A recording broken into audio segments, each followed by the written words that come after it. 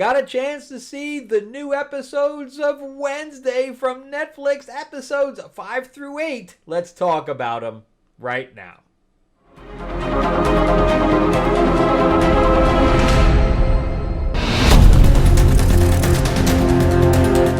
Welcome back to the channel, everyone. Thank you so much for spending time with me as we rant about movies, comic books, and television shows, as well as the occasional board game. I am your host, Frank Zanka. I'm an award-winning screenwriter, novelist, and comic book writer, as well as a filmmaker. And yeah, we're going to talk about the last half of Season 2 of Wednesday, starring Jenna Ortega and a pile of others. We're going to talk about them all. But of course, she is the lead. She is Wednesday. And I did go ahead and order the new Hot Toys figure of her, although I don't think that they did the face any justice. I wish the sculptor had spent a little bit more time, because a lot of them look very close to the actor. In fact, here's an example. So, I mean, if this doesn't look like Tom Cruise, I don't know what it does. So, but I think that they missed the mark on Jenna Ortega's character, and we still have no idea what happened to her eyebrows. So, during all of these press things, but let's talk about the last season here. I'm just going to talk about the last half. If you want to check out the first half review, there's a link here. I'll put it above. But yeah, I am a big fan. I've been a big fan of the Addams Family for many, many years. I grew up with them in all senses. There was also a cartoon back in the day. But, for the most part, it was the black and white. That and the Munsters I watched religiously, especially like they would come on when I was, during the week. So if I was sick, I'd watch reruns. But so we have Wednesday, and then we have basically a triangle now of her friends.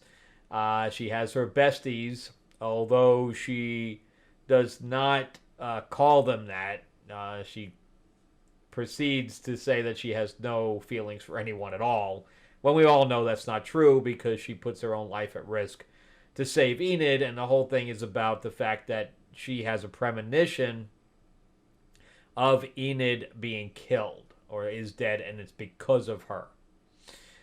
So she's on a trek to stop this, and we have Tyler, who is the Hyde, is back from season 1, and we're going to go into some of the new characters as well.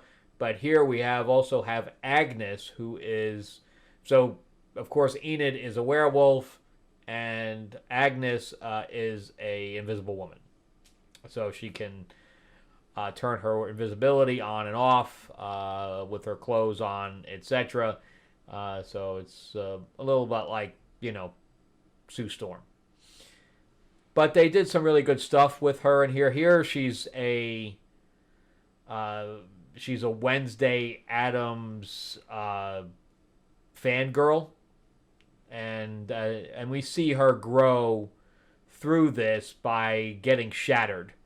So we get some good stuff with her in this one.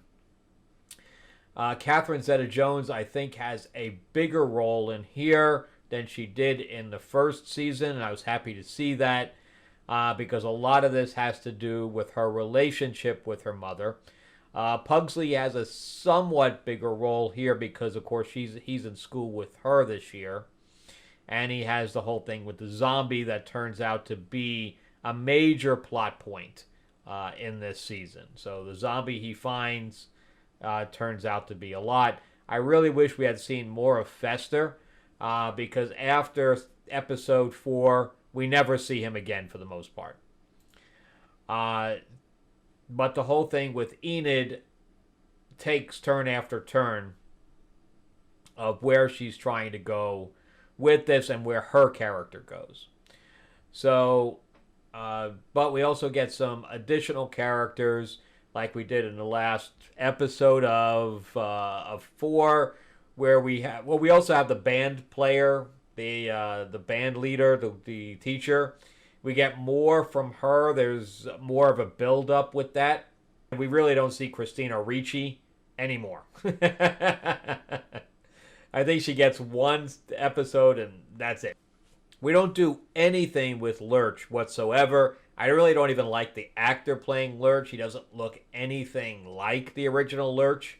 Original Lurch always looked great, and the actor playing him knew how to act without. It was kind of like Groot, where he can act with just saying, I am Groot, Thing gets a huge plot line here. We actually get a setup for him, like a past. We actually have a past for him, so we knew where he came from now, which that was really interesting. I never would have thought about giving him a past. And Steve Buscemi has a huge character arc. His character arc really here. In fact, we see Casper Van Dien in here, who was actually shooting with some of my friends back in LA right now. I tried to get them to shoot here, but I guess that didn't happen. But anyway, I've worked with Casper and his son in the past as well. He's a really, really nice guy. And his son's pretty talented. I don't know if his son is still acting or not. But anyway, it was good to see him in a couple of episodes. Of course, he was friends with Tim Burton because of Sleepy Hollow. So Tim Burton likes to bring people back here and there. But anyway, Steve Buscemi's main thing is that he is trying to raise money for the school, no matter how he has to do it. And he ends up blackmailing Bianca to siren song people to get money. And the main character that he's trying to get money from is Grandmama. So, and I like the actress playing her. I think she does a good job. Steve Buscemi's character is basically one of the villains. So we have several villains in here. We get a second Hyde in here also. So we have a bunch of stuff. We have the zombie. We have a second Hyde. We have Steve Buscemi's character. So we have a whole bunch of villains in here that all need to be tied up by the end. And I got to say that some of the stuff was, it tied up pretty well. I was satisfied with how some of the things ended. I was very happy to see Gwendoline Christie come back. She basically is a spirit guide for Wednesday. And I really, really thought that was a good idea. I love the fact that she came back. She was missing from it because Steve Buscemi couldn't really pick up from where Gwendoline Christie's role was. So I was happy that she was able to. They found a way to bring her back in, and I thought that having her in there and kind of got, because the whole thing is that Wednesday has lost her ability to do her visions, so she doesn't have that. Gwendoline had to come in and basically play that role to push her along. So in these 4 episodes, well, before we get into the actual 4 episodes, and again, I'm not going to do any spoilers. I'm just going to do plot points from them, and so that you get a chance to see them, basically straight. But I'm basically giving you a critique of the last 4 episodes, and then the season as a whole we'll do at the end. But before we do that, remember to give me a like, give me a subscribe if you can. If you can, ring that bell, ding ding. That would be awesome. I do movie reviews, comic book reviews, and things to that effect. All, a whole bunch of pop culture. And remember, too, that I am a writer myself, so if you'd like to read anything that I have written, you can go to Amazon, just type my name in, or there's a link in the description below. And you'll see my 4-novel sci-fi epic quadrilogy called Destiny Aurora. It's an eclectic crew, so if you like space fantasy, like Star Wars, Star Trek, Guardians of the Galaxy, it has elements of pretty much everything in there. It was made into a board game, an RPG, and a graphic novel. And it's also on Audible, so if you'd like to listen to it, we have a male and female voice doing it, so it's not just one voice. And you can also check out my YA fantasy novel, so if you like Game of Thrones or things to that effect. It's got dragons in it. Even How to Train Your Dragon. There's some elements in there as well. There's a full magic system. It's called Tales of Ravenor, the Iron Witch. And then my new comic just launched a week ago now. We're on our first week. It's called Fairy Tales of Terror. We have a Psycho Cinderella. We got a killer Captain Hook. They came out of novels and they're wrecking havoc across New York City, leaving bodies in their wake. We have no idea why they're there yet, but they are being tracked by Tiger Lily from Neverland, who is a badass, and it's awesome. The artwork is great. I didn't do the artwork myself. I have artists for that, but the writing's great too. Definitely check that out. We are fully funded on Kickstarter. We have started unlocking stretch goals. I did create, not me personally, but I contracted somebody to do a miniature for Cinderella with a big knife. It looks pretty cool.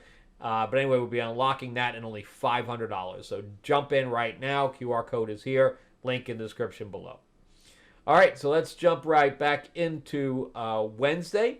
So all the names of the episodes have woe in them. And then they use basically a play on words. But before we jump into that, I got to talk about the other characters here. So I still I like Morticia's casting, but Luis Guzman as Gomez, I just can't. I try. I try to see him as the character, but he's just not. He is just not the character. And no matter what I do, it's not going to come over. I know that they were trying to match the cartoon, but they should have matched the movies or the TV show. It would have been far better. He does not match it. And then we have some action stuff, and he can't get involved in it because he's fat. So even at the very end where Morticia's doing stuff, everybody's doing stuff, there's no hide or hair of him, no pun intended, because he's, winded walking up the stairs. So it just doesn't work.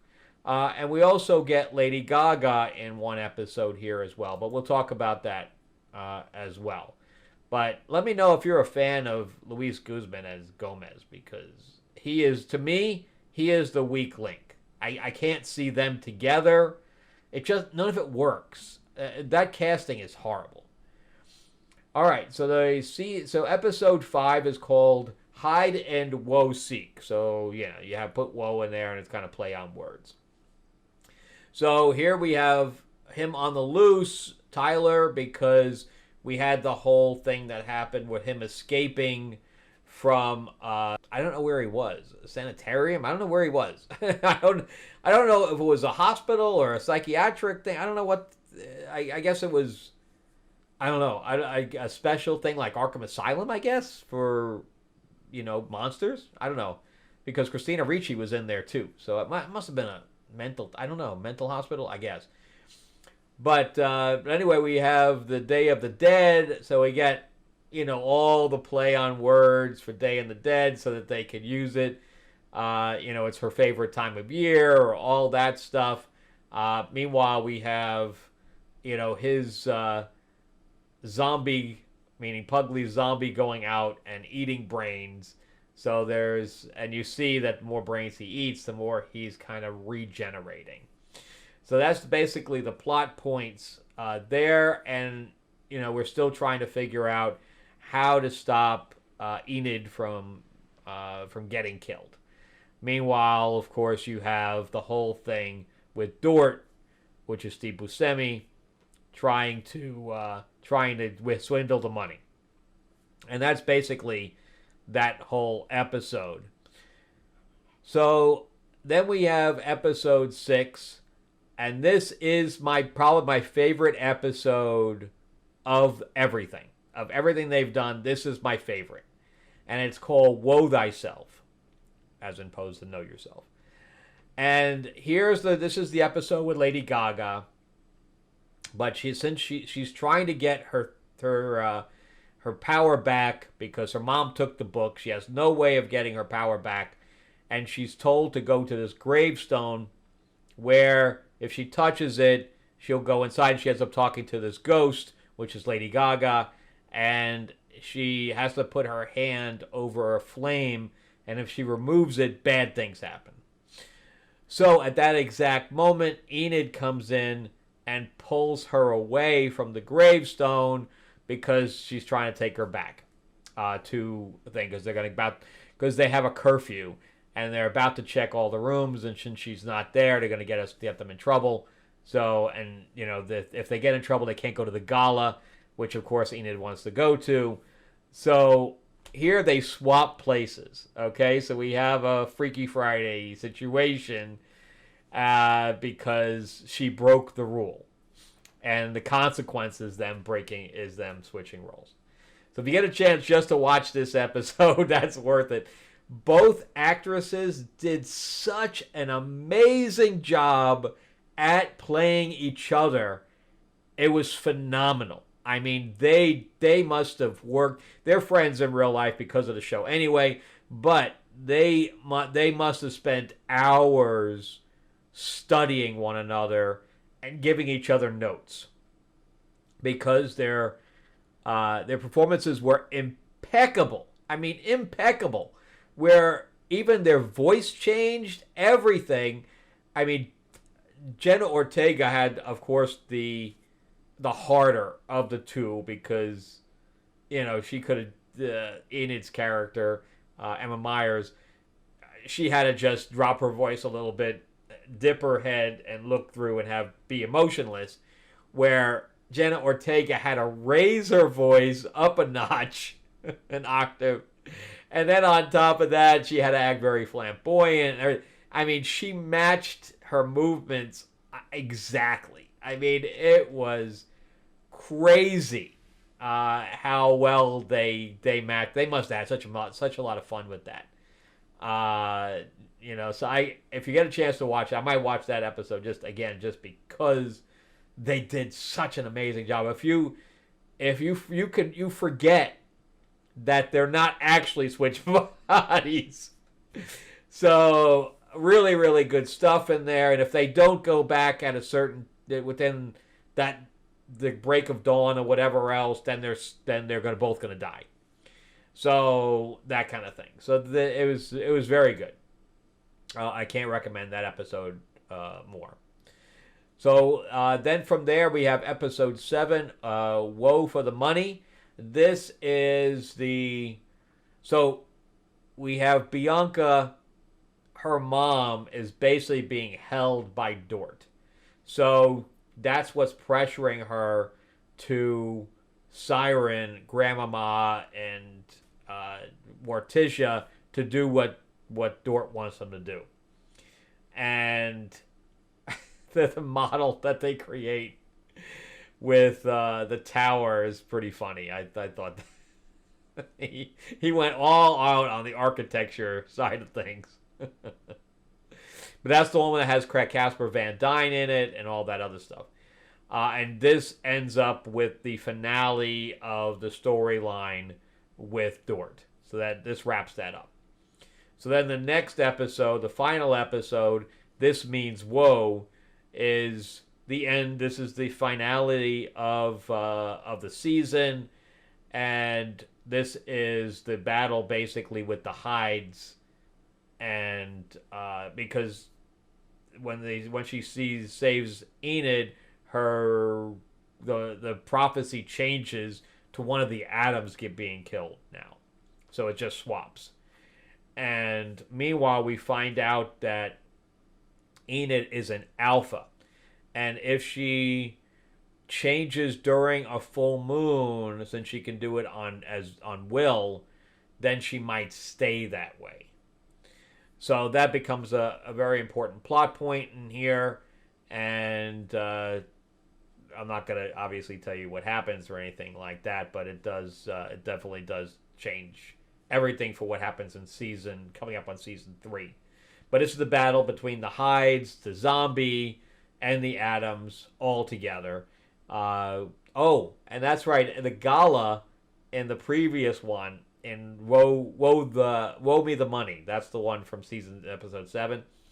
We have Enid. So this is where the arc happens with Agnes. So during the time when they're split, Agnes doesn't realize it, and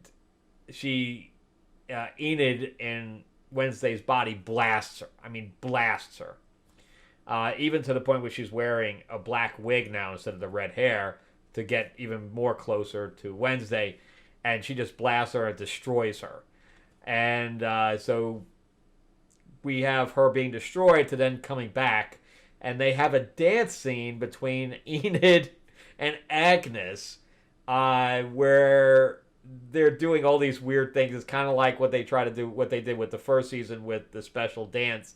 Except this one didn't have the same things as that. But we have Agnes disappearing continuously while she's twirling her around. I thought that was all really good. I really like that scene in there. So each one of them has, a very special scene. And then, of course, this means woe. This is the battle between them. And we actually have, I think, Agnes helping here and stuff like that. Really good stuff, I thought. How does it compare to season 1? So I'm going to give this a great 8. And it's definitely an 8, between an 8 and 8.5.